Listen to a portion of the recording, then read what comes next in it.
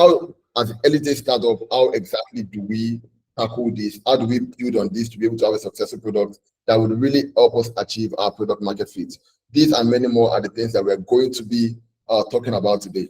But before I move forward, I would also like to have an idea of the kind of people that we have in the room. What's your product? What category of product or people do you cater to? So are you in the fintech space? Are you in the property space?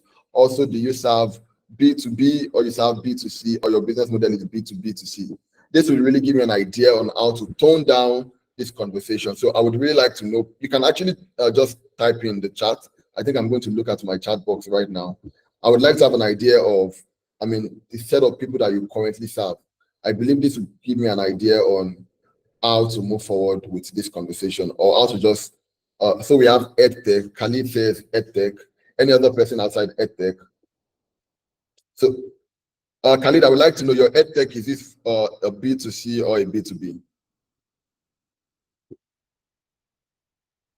I would like to get a feedback around that. B2B2C?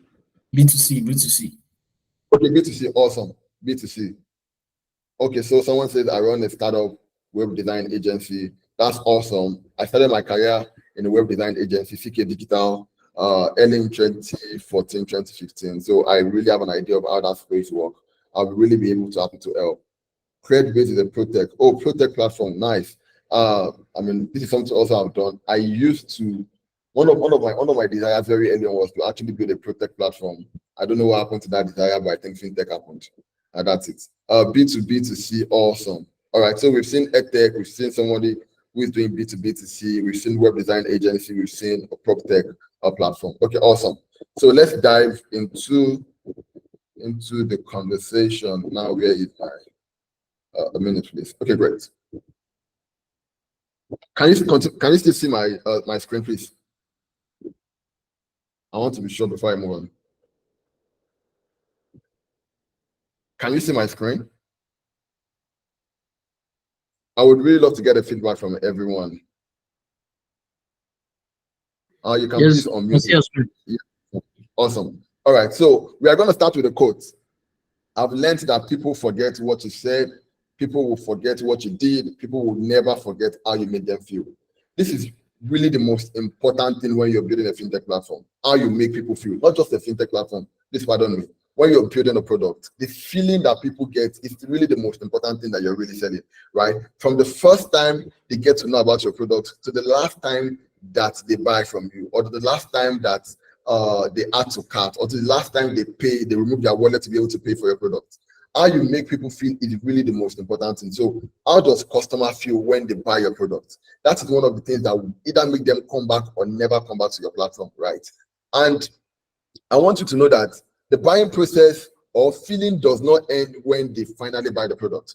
Feeling sometimes starts, or most of the time starts, from them just hearing about your product. So how do they get to hear about your product? Before the advent of digital media, or what we call or social media, the buying process has always been what we call stimulus, shelf, and experience. Stimulus means that you see an ad on radio, or you see a billboard, or you see a TV ad. Then traditional marketing was the huge deal, right? You see a newspaper ad about, let's say you want to actually buy a fridge, for example, right? You've always wanted to buy a fridge, but you're not sure of the fridge you should buy, right? So while you're going to work on Monday, you picked up this newspaper and you see this Nexus fridge ad, right? On your way driving back home, you see a billboard that talks about Nexus. And after 9 o'clock news, you want to relax with your kids, your family, you see a TV ad about Nexus. You're like, I've seen this thing 3 times today, it's probably not a coincidence. And I want to buy a fridge. Let me go to a Nexus store and get the fridge. So that is the store, right? So you move from stimulus to a store. You go and buy the fridge and you take it home. Then you experience it.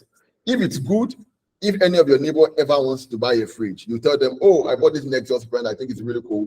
Go ahead and buy it. If it's not super good, when your neighbor wants to buy a fridge, or your friend wants to buy a fridge, or your colleague wants to buy a fridge, you tell them immediately, do not buy Nexus. I've tried it, I've experienced it, wasn't great, right?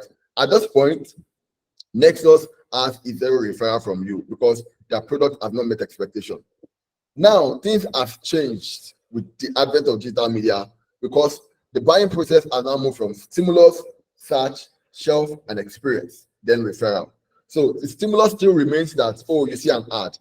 One of the things that would always start is you probably seeing an ad or you are having a need. Then you want to buy a fridge this time. You just don't go to the store to experience it. You want to go online to search about Nexus fridge. What are people saying about it? What content do they have online? Do they have like a demonstration video? Has any of your favorite influencers spoken about them? Do you have people that are already using them? Then when you're done with the search, which is a very important part in the buying process, and I think everybody should invest in it, especially if you want to have a breakthrough product. Search is one thing, or content creation is one thing you should invest in, right? So when you move from search, you already have an idea of what you need to buy. So you see, at this point, you just don't have one brand to be able to walk through. Probably you've seen Nexus, you've seen Samsung, you've seen LG. Start gives you an idea of exactly which of them to buy based on the content in which they put online. Then you probably want to read reviews about it. What are people saying about it? Oh, I checked their website, it's giving me 4.5 star, or there's a platform that is rating them 5 star, or other platform is rating them 1 star. You know, when people are rating them 1 star, you know, this is it. Don't go here, right? But when people are rating them 5 star, you really want to go here and you want to buy them. At that point, you bought it. You also now want to experience it. Because the way I experience a fridge is different from the way you experience a fridge. I just got back from Nairobi today. And that means my fridge has probably been off for like 2 weeks as I traveled. So it's not like I use a fridge based on functionality. I want to probably drink cold water. I'm not the guy that cooks and puts it in the fridge. So anybody who cooks and puts it in the fridge probably need their demand is going to be different. When buying a fridge is really going to be different from my demand when buying a fridge. But if my water is chilled and all I can do is drink cold drink, I can, and maybe you can just refrigerate some of the product I buy, then it works for me. At that point, if the fridge is able to meet that need, I can tell my friends to say, this product works, buy them, right? So the feeling they've given to me from the first time I saw their ad to the process of me going online to go and search about their product and loving their product, to the process of me buying, I must have a sense of feeling that these people actually care about me. And as startup founders, every of the activities you do from the time you meet a client to the time you're pitching to them, you are living a sense of feeling that would either make them buy or not buy. So this quote is super important when you're building a product, right? So what is retention? I know this sounds like a very cliche question to ask because everybody do have what they define as retention. However, over time, one of the things I've realized is that a lot of people don't exactly know how to define their metrics. And retention for me doesn't have to be retention for you. So for Khalid that is in ed tech, if you are having a program for WAEC and 100 people enroll for that program, right? And after the program, let's say 90% of them aced their exam and they are able to get into the university. You are rest assured that those 90 people would not come back. So you don't define retention by not numbers of people that are not coming back. You define retention by numbers of people that have actually succeeded in the category in which you want them to succeed in, right? So for you, you can't say you have a 90% drop off because during the next program, 90% of people who attended this class last session are no longer attending this class. They are not longer attending the class because it no longer makes sense to them. Now they no longer need WAEC. Maybe you need to upsell them with, now you are in the university.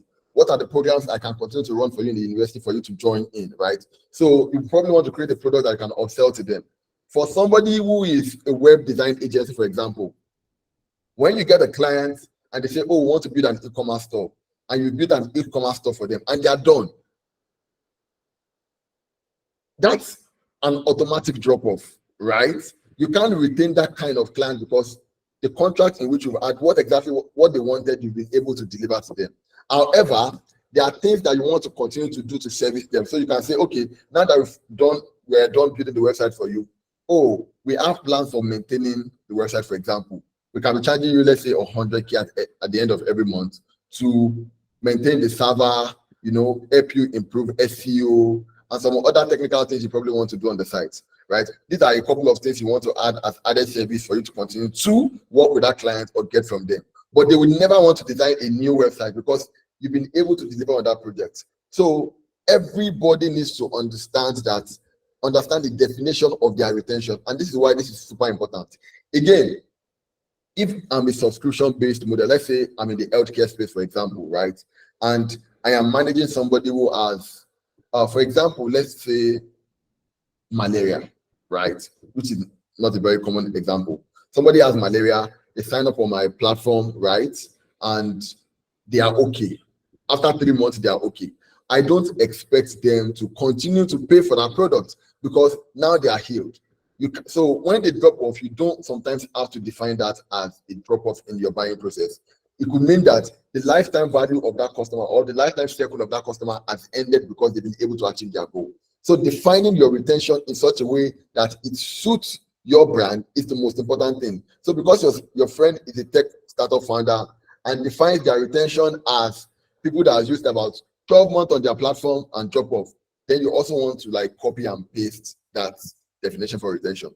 Every unique businesses should have a definition for their metrics, right? Both of us could be in the same fintech space and we are defining our retention differently. Again, the definition of retention would be around the stage at which your business is. So at the early stage, you probably be defining retention differently from when you achieve the product market fit, right? And when you achieve the product market fit, when you go to, let's say, Series A, for example, where you're beginning to like expand your horizon, get into new markets, get into business expansion, your definition of retention would also be different at that point. So everybody needs to understand what their definition for retention is. Why does customer retention matters? A couple of things, right? Why customer retention matters, and I've listed 3 things right here. Customer retention is the lifeblood of any business, especially early stage startup. If you ever want to continue to make revenue, you must make sure that people that buy from you continue to buy from you. There is absolutely no 2 ways about it. You want to make sure that everybody that comes to you don't drop off, because it is easier to keep a client or a user or a customer than to acquire a new one. Right now in the fintech space, cost per acquisition at the end of the year, last year I was reading a report, is about $12. Some people is $16, some people is $13, right?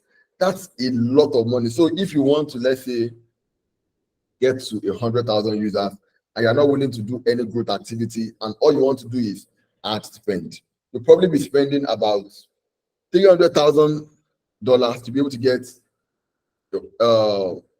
maybe 300,000 people or 30,000 people. Yeah, in this case, like 10,000 people, right? So you want to understand that with that money you are spending, it is super important that you keep those users on your platform, right? Because it's the lifeblood of the business in which you're building.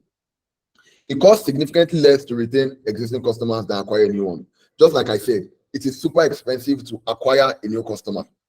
Anywhere in the world, regardless of the type of business you're doing, a bird in hand is far worth more than 2 in the forest. So you want to make sure that everybody that comes to your platform, that signs up on your platform, that completed KYC, you are able to keep them. They just don't drop off, right? So what exactly do you need to do? We are going to be discussing further around that during this session. And the last thing, loyal customers are more likely to repeat, purchase, refer others, and provide valuable feedback. And these are super important things, right? When you're building a platform, you want to make sure that your users are able to give you feedback and they are also able to get satisfied to a point whereby they can bring in their friends to use the platform. Over the past couple of months, my company, for example, Bitnob, we've been growing organically. So maybe the reason why we are not super popular is the fact that we don't have to run loads of ads. We've seen our referral program, which is probably not even giving you anything, increase in such a way that users are now referring users to use the platform. And that's the stage you really want to be as a small business or as an early stage business. Because I'm not using the word stop as an early stage business because you want to build a product so good that people who use your product tell their friends about it, right? And that's one of the ways you can really scale to. And that's even one of the ways you begin to know that, oh, I think we're actually achieving product market fit because now users are referring their friend. It's difficult for somebody who is not satisfied to tell their friends about your product. If they will ever tell their friends about your product, they will tell their friends about how bad your product is, not how great your product is. So their reputation is always on the line. It's just simple consumer psychology. So once they know that their reputation is always on the line, they want to always keep the best with their friend. And if you don't fall among the category of the best, they will definitely not refer you.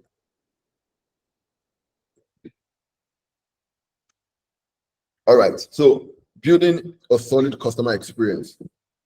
What are the things that you need to do to be able to build a customer solid experience? And in the place of retention, customer experience is super important. How do you make them feel? What's that aha moment that a user gets feel or the first feel when they use your product? So for Bitnob is when you make your first transfer or when you make your first funding.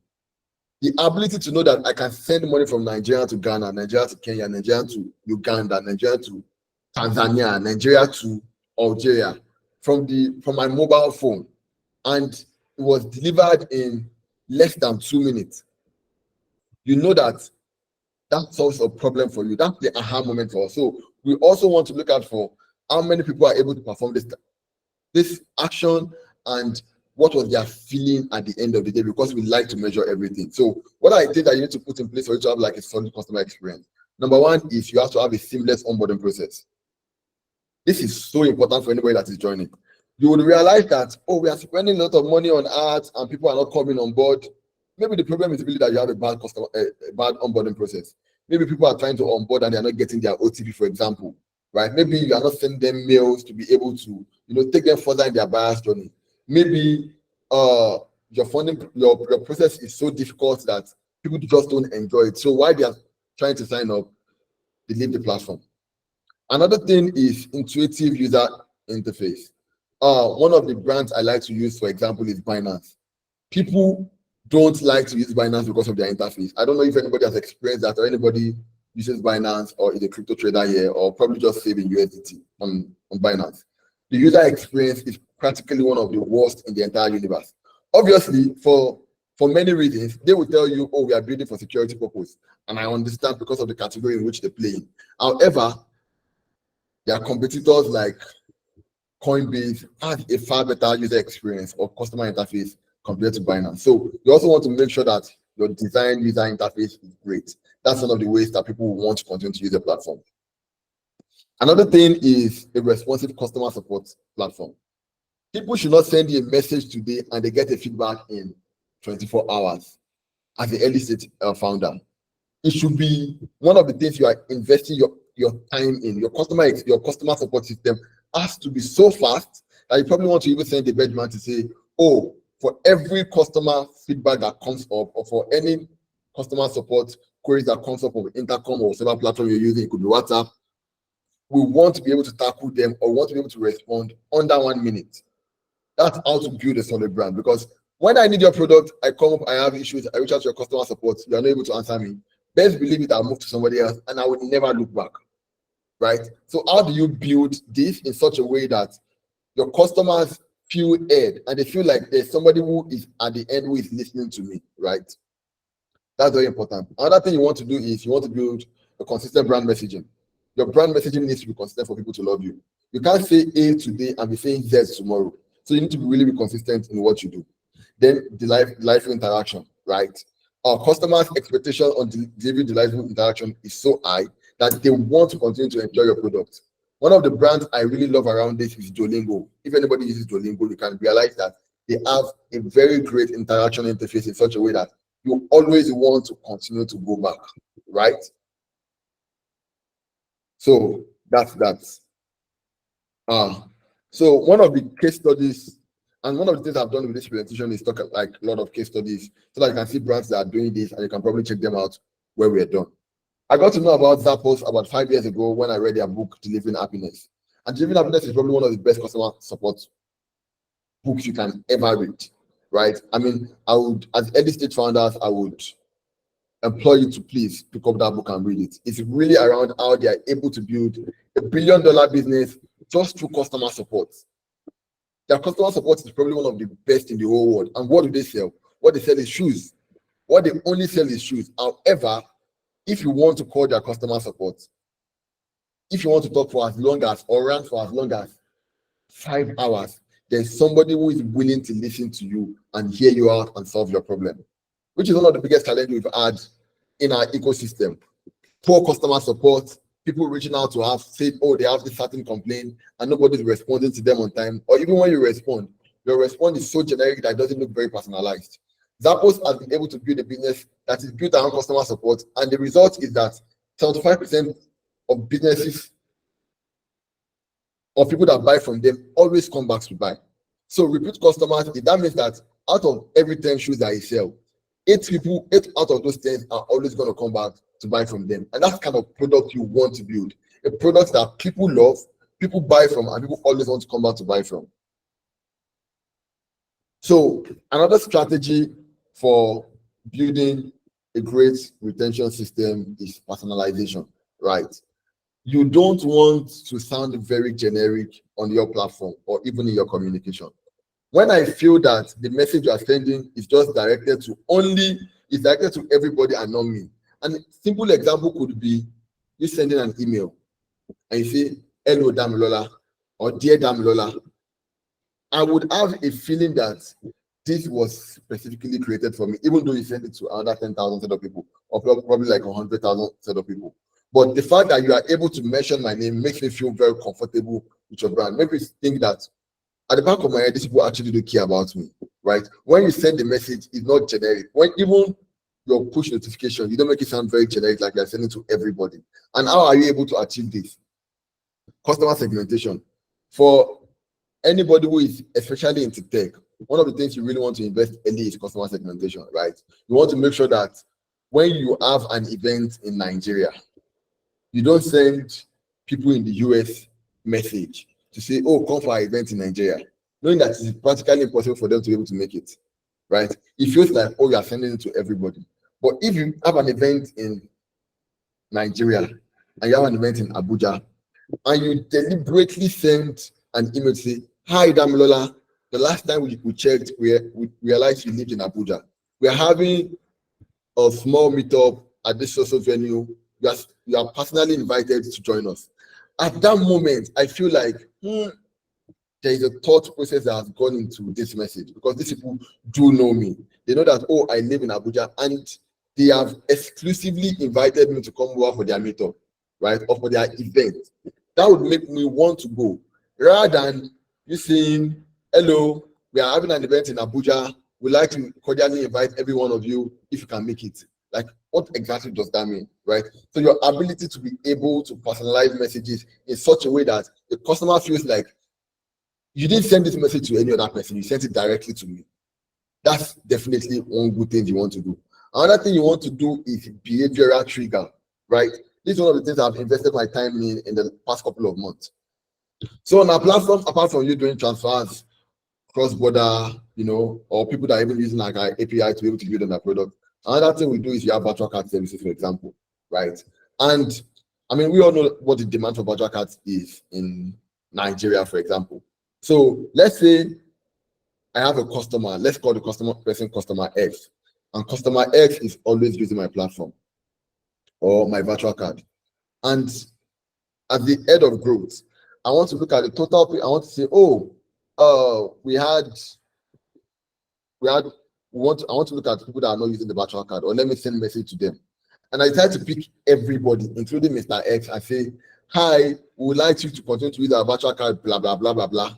And the person is feeling like, "Well, I used the virtual card yesterday," right? It's feeling like you don't exactly know me. And that's how customer wants to feel. They want to feel like, that's why the fact that you probably have 1 million people on your platform. They want to feel like they are the only one that you have on your platform, and they want to feel aired, they want to feel special.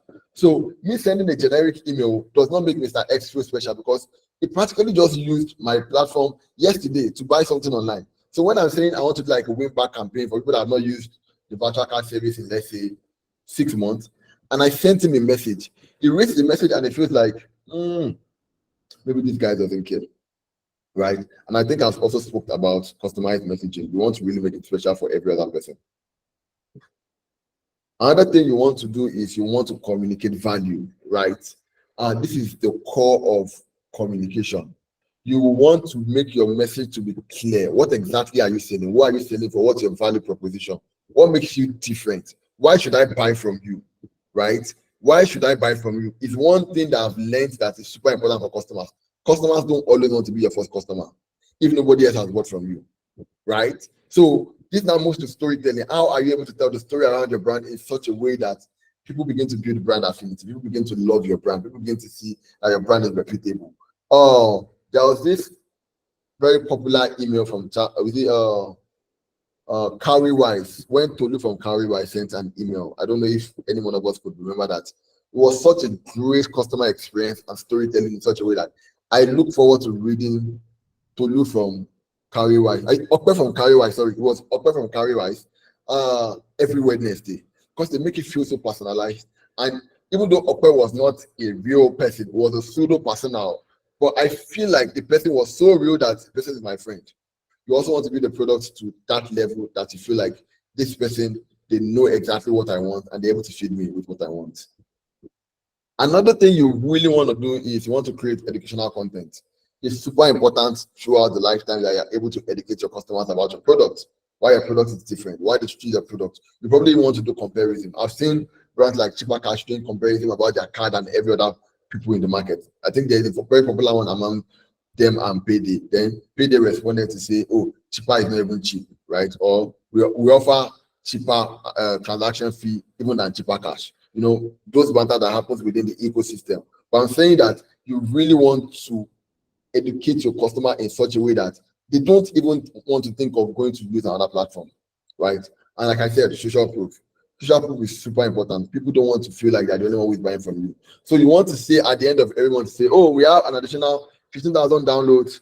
We have social number of transactions that has happened, right? I mean, you probably want to blow that, but even with your investors, but you really want to show that you are not the only one who is using my product. There's Mr. X that is using my product. There is Mr. W that is using my product, right? So you have to be effective enough in communicating this that people will want to continue to come and buy from you. And these are the things that keep people together and want them to always come back to buy from you. Another thing is, what are the structures you put in place to be able to make sure that people come back? So one thing is you probably want to build a point-based system for referral. I think for me as an individual, one of the things I've seen that has killed us is our referral system. So we have a wonderful referral system at Bitnob that when you refer someone, you get about 2,000 satoshis, which is about $1 right now. But before you're able to do that, you are able to deposit $5, right, into your platform. So that means and I talked about the aha moment. One of the aha moments is when somebody is actually able to fund their wallet and they realize that this does work, right? So you've been able to experience that aha moment by depositing $5, then you get $1 or 20,000 satoshi that the case may be in this point on the platform, right? So we build a referral system that in the last 1 year, I think we've gotten about 67,000 people from referral just from that. And out of that 67,000 of them, the retention from them is almost about 62%. So this is great for us in such a way that we now see referral as a major point of acquisition, but we know that for us to be able to get higher referral, we need to be able to retain more people. Because it's the people that you retain that refer people, not any other person. And that is why I said, even beyond acquisition, retention is so important in that funnel. You need to be able to keep people, right? So another thing you probably want to do is like a tier-based model, right? So to say when people are in the gold rank, alliance rank, superstar rank, I mean, you can really do this in any way. But you want to make sure that people aspire to be the top, right? If all of us could remember the to-go days when we are paying to go and everybody wanted to become a master, we focus so much on it that for every of the new level that we're able to unlock, we feel a lot more happier because we know that there's something that we are chasing. And so are consumers, right? For example, point-based system in the airline industry. So I have a particular airline I always like to fly. I've probably been flying them for 5 years now. And the only reason I'm flying them is because of the point base they will give me, right? Now, my last travel was, I only had to pay 20% of the entire travel fee because I've been using this airline for about 5 years, right? And this always happens to brands. This always happens to organizations who know that when they're able to build a system that will continue to make people come back, they know that success is really guaranteed for them. in terms of them being able to retain customers. So you probably want to do that. I've spoken about the referral program. I think it's super important. You want to build a great referral program. Don't build a referral program just because you want to stack up your numbers, right? So now offering people 1,000 naira for them not doing anything. I think one of the best referral programs you could ever have is tie it to an action on your platform. Let them do something. Let them fund their wallet. Let them transfer money. Let them create a virtual card. For somebody who is in the EdTech platform, let them buy the course first, right? Let them subscribe to a course first before you even think of giving them like any other incentive. Because when you give people things for free, a lot of the time they probably just take the benefit from it and never come back. So you want to understand what exactly do you need to cater for in your system that makes it work. One of the platforms that have done this so well is Starbucks, right? With Starbucks, everybody who uses Starbucks always wants to go back to use Starbucks because of the way they've been able to build their platform. They build their platform in such a way that it is an entire ecosystem, right? So members earn stars for every purchase that they make, right? And they are redeemed in terms of drinks and free food item in the platform, right? And for Starbucks, the benefit for them is the reward really offers like a personalized service in such a way that during your birthday, during your wedding anniversary, we've seen that, right? They give you like an exclusive membership that makes you feel like very hard.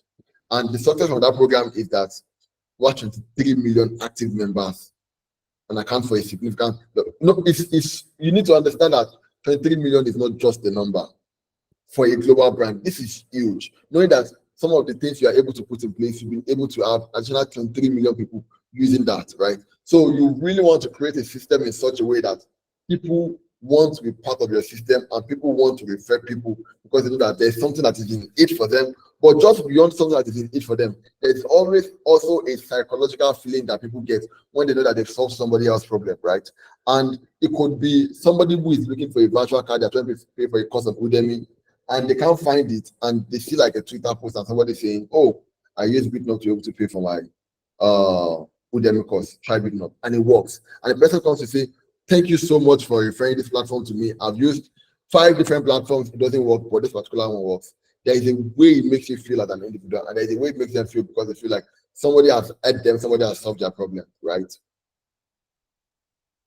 Leveraging data analytics for customer insight. I think this is super important for every one of us, right? If we are building a global brand, one of the things we really want to do is we want to start measuring our data. And I beg you in the name of God, one of the things you really want to do is to make sure that you start measuring every activity that happen on your platform from the first day you go to market. How many people are buying? What's the number of sign up? What exactly are they doing on the platform? How many of them get to the purchase page and goes back and we're not able to purchase?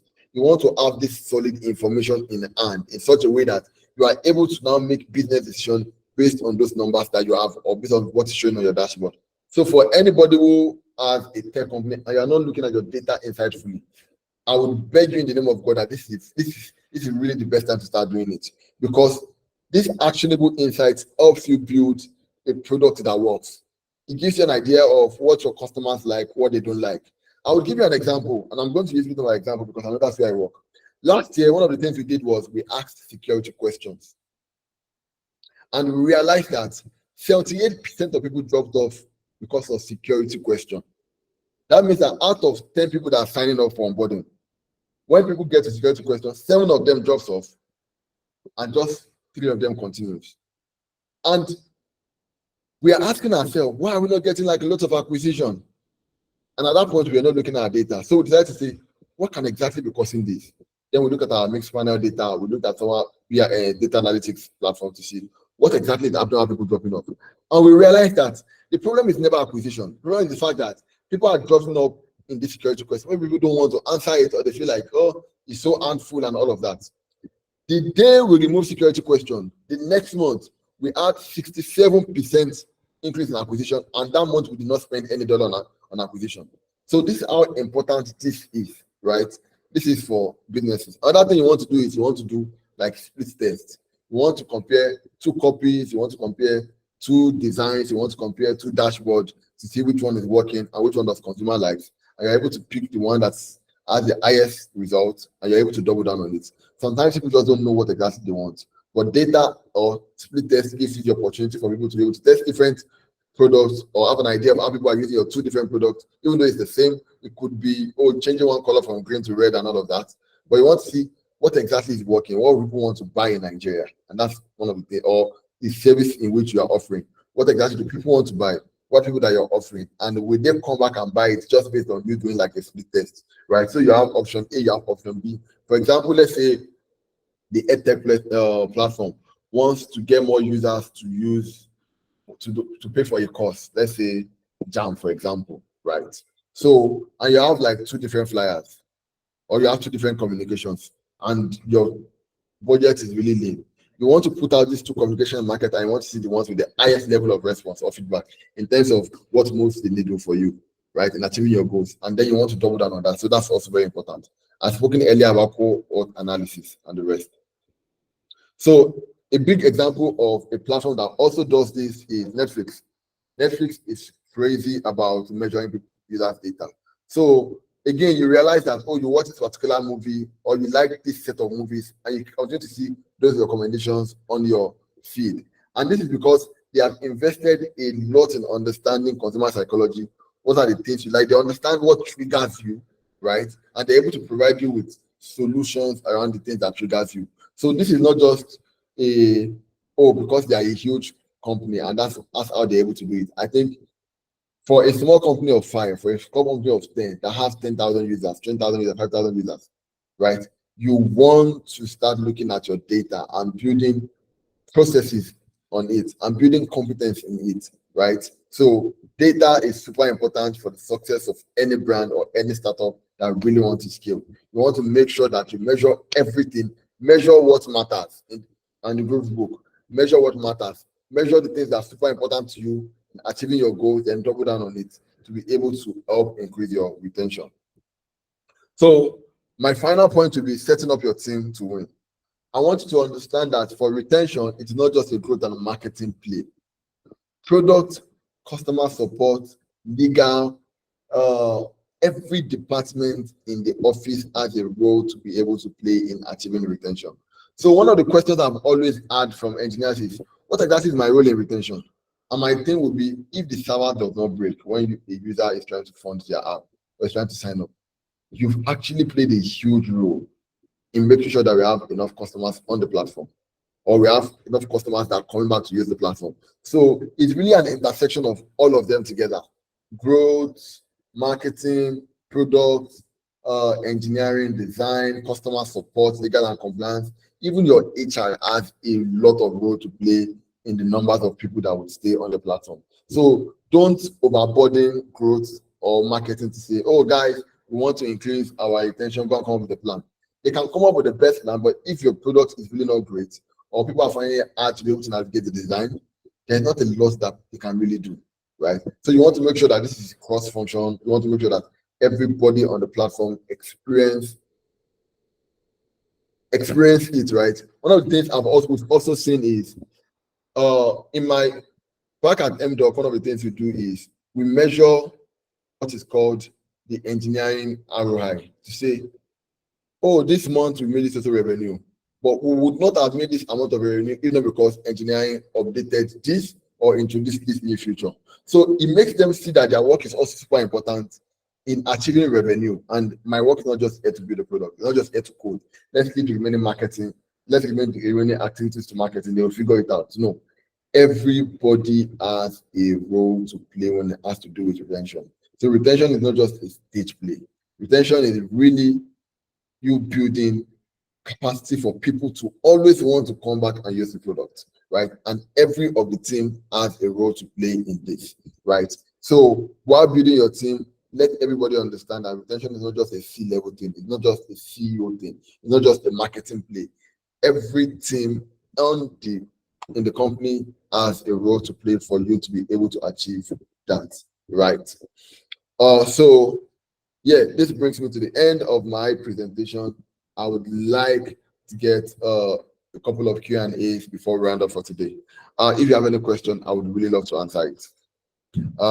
Thank you very much. I know I've been speaking for a while, so would love to get feedback from everybody, questions on how you can help improve your retention.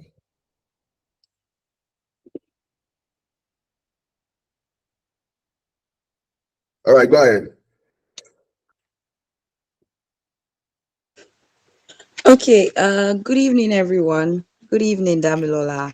I do All right, not good have evening. a question. Let me put that out there first. My name is Olayinka Olasheni. But I just want to say this out in the open for everyone to hear, and I'm sure there are a couple of people that will agree with what I'm about to say. I have to say that this is one of the best sessions I personally have attended in a long while. And I don't just mean in the SDC startup community for several reasons. I think that, the fact that you are teaching about even this topic, I can see that is a topic that is very fitting, not just in terms of, oh, we want to retain customers, but even how you've been able to retain our attention, right? I'm sure there are a couple of people who will agree with me. I just wanted to see who the message was. I like um how it felt interactive, even when we were not necessarily responding to every single thing that you were saying, right? It was simple, it was interactive, and it was easy to understand. So I wanted to say well done. Yeah, I basically wanted to give feedback. Thank you very much. All right, thank you so much. I mean, I really appreciate your feedback. Um, I really appreciate your feedback. Thank you so much. Thank you so much. Um, do we have like any other person feedback question? Uh, would really love to get questions. I mean, yeah. Oh, your name, Oladimeji. Hi, Damilola. Good evening. Hi. Good evening. Yeah, thanks so much. Just as she has said, right? I really enjoy every bit of the section. Okay, so well, for me, I have a question. For me, I play more in the service aspect of business and Okay. less on the product. Yeah. So presently, right, we're actually working on launching a brand soon, right?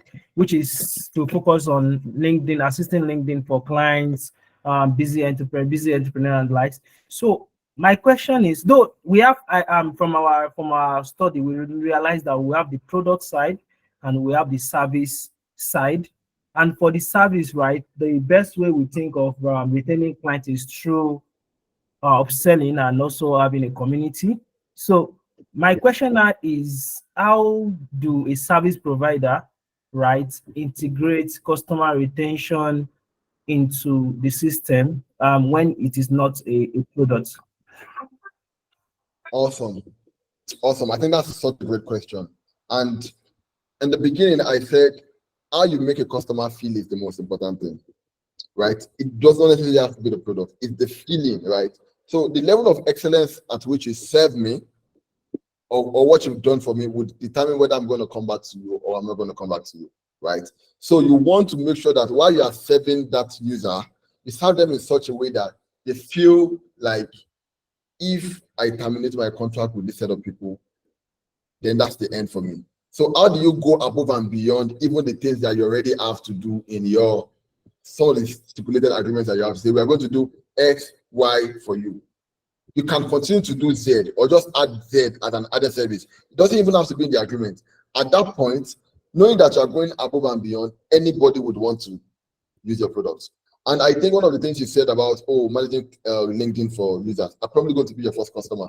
Because one of the things I think myself and my friend were having this conversation a couple of months ago is I need somebody that is going to manage my LinkedIn. I think I am too busy to manage that platform. And I know how important it is, but there is really not a lot I can do right now. So you have a service like that. You are helping people optimize their LinkedIn, manage their LinkedIn.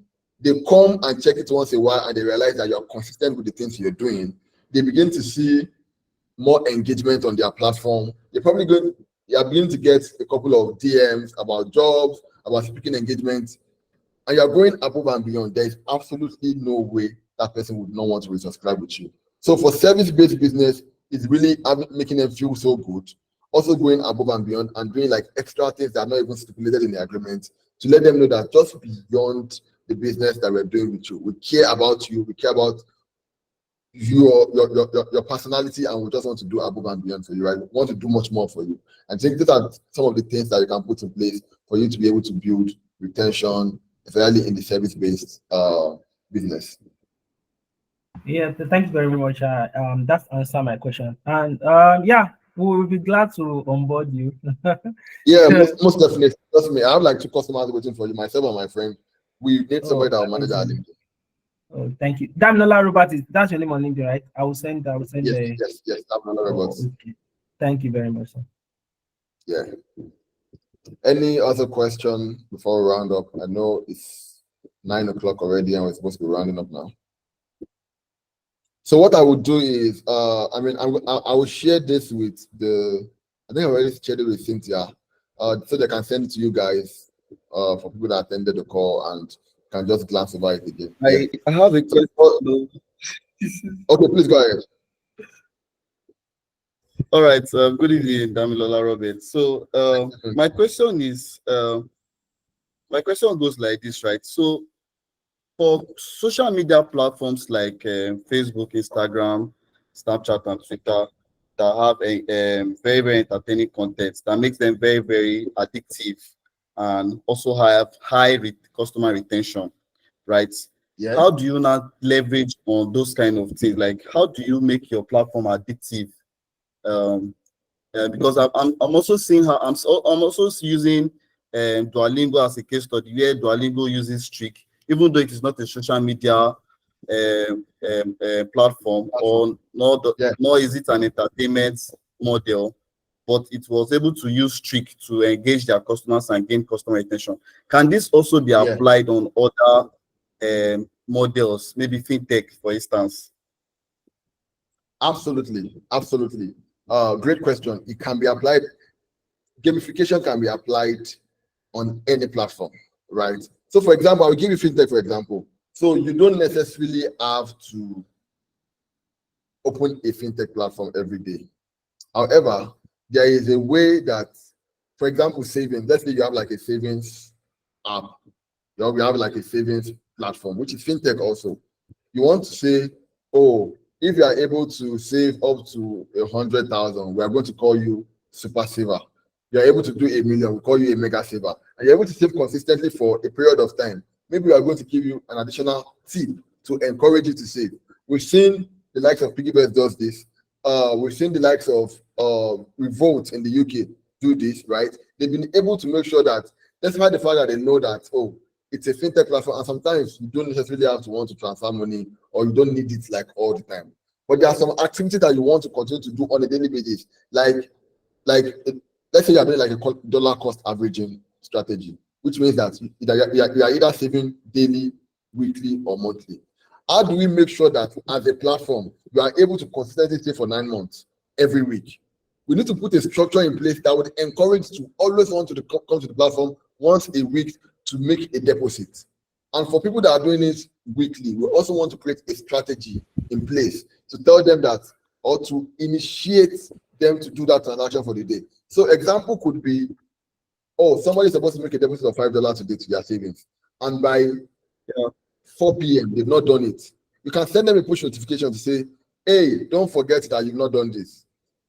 That's pour something in them. Then let's say by 10 p.m. again, they've not done transactions, right? Or they've not been able to do it. And like 3 more hours to go so that you don't fall behind your streaks, right? So all of these strategies need to be put in place for you. So regardless of any platform that you have, you can really create a strategy for retention, most especially if gamification is the way you want to go about it. So it's really possible. You just need to sit down to understand the kind of services you offer, your type of users.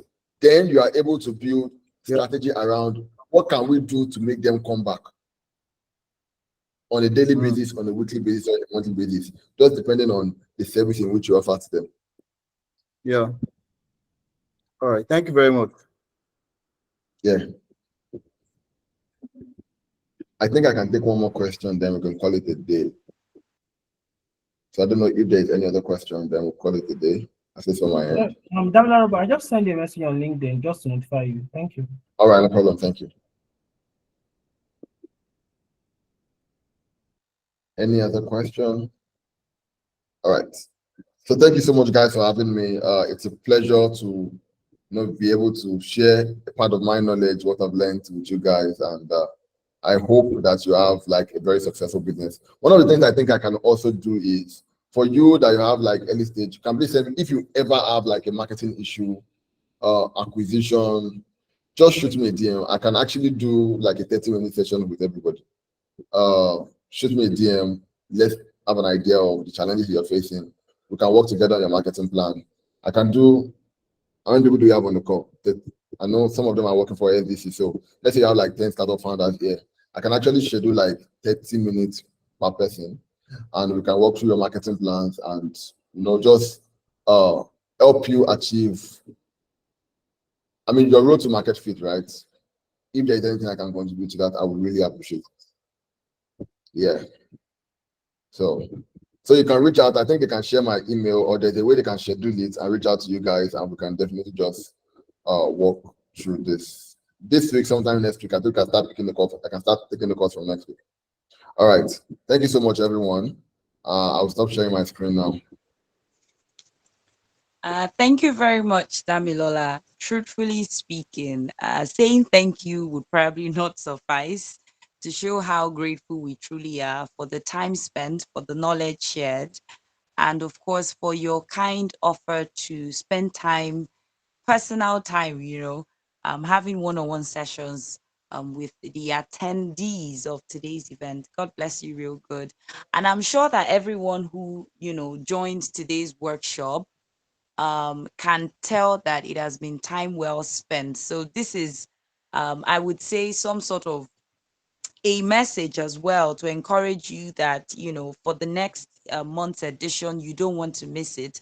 And of course, if you have friends and other people in the ecosystem that you think can benefit from the workshop, please share with them so that they can be a part of this. That being said, please remember that if you have any questions, you can send us an email at SDC Startup School at Google at gmail.com. I beg your pardon. You can send us an email at sdscstartupschool@gmail.com. The email is right there on the screen, so please take note of that. And of course, if you have any questions, if you are already on the platform, you can drop me a message or drop Toby a message. Either of us will get to it. Finally, do not forget to follow us on LinkedIn. That is where we also put up extra information about the activities that we have ongoing. If you are yet to take the courses on the SDC Startup School platform, this is a good time to actually use the link. This is a good time to actually use the link to take the course SDC Startup School / Samad, could you help project the link to the Startup School website, please? It's one of the first ones, the first link that we have. Yes. All right. So that's the link right there. scstartupschool.softr.app. You can visit that link to take part of the courses. And of course, it's absolutely free for you to take.